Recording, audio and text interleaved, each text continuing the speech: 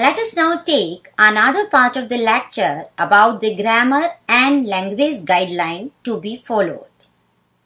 Language is the medium of expression through which we can make out the sense of anything. As discussed above in radio broadcasting, one should prefer to use the spoken word. As the famous saying suggests, keep it short and simple. Sentence structure and length. The crisp, tight, simple sentence structure will help sound your copy more lively and appealing. The sentence should be formed in simple and direct manner. It is not a good practice to start the story with a subordinate clause. For example, following his decision to quit cricket, the captain has is a wrong practice. We seldom talk like this. One should talk about one idea in one sentence. Short sentences work better. It will make your copy sound more conversational. As in print professional, advice 15 to 22 verse sentence is appropriate. Active voice. Professional broadcasters write sentence in the active voice to convey the urgency and tension in the story. Active voices sound more authentic and give power to your broadcast because it is more explicit. The direct style of spoken English or Hindi is more comfortable with the active voice than the passive voice. Attribution. To attribute is essential in news writing. Whenever you are quoting somebody's statement or decision, put the source first. In print media, one can take the liberty of writing the quote first. But on radio, the audience should know who was saying something before listening to what was being said. Reviewing. After writing your copy, you must read it loudly. Your ears are the best editors. Read it again and again. Edit, delete, and change the words which don't sound smooth and pleasant to your ears. The popular BBC broadcaster Mark Tully to revise his copy at least 15 to 20 times before going to the studio to broadcast. For excellently writing a radio program, one needs to have practical skills. Writing is a creative skills that is learned through practice. For good writing, good reading and good listening are essential. Read good fiction as well as good academic books and listen to radio programs. Nowadays, radio content is available online and anybody can access it according to one's convenience. Make it a habit to listen to them and practice your writing. The golden rule of radio suggests that one has to write everything for the ears of the listeners. As everything is delivered in sound alone, adherence to this golden rule requires clarity and simplicity.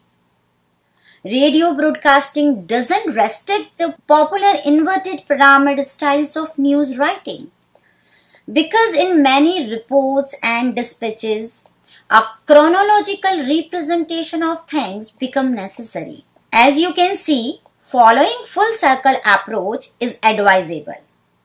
Instead of following a descending order style, you begin with the news, establish it chronologically and move through the resolution of the issues, reminding the audience about the critical content. Write a sum up at the end and thus bring the whole story circle. In intro, the story is introduced by the presenter in which the most important information is mentioned to attract the listeners. For example, if the annual budget is presented, the new taxes announcements, and things that will get cheaper or expensive will be highlighted to make the listeners stay with the radio program and alert them about their interest.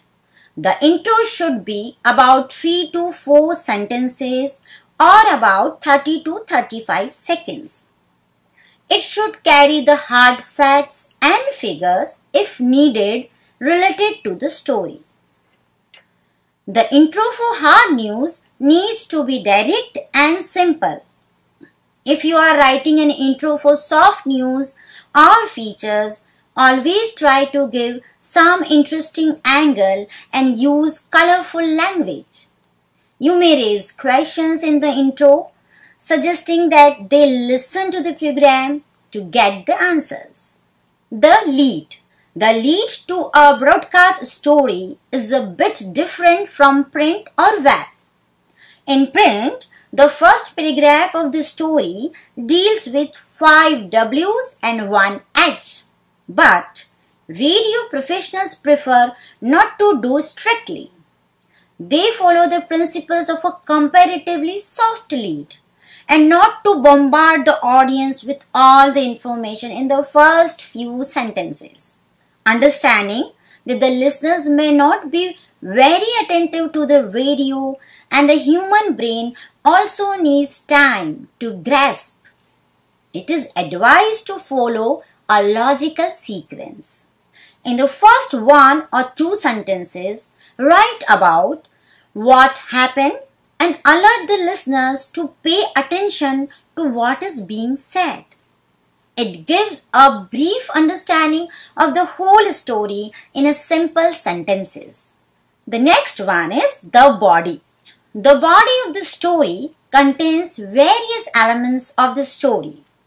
One is supposed to give information about the various aspects and stages of the story so that the listeners can easily digest the story.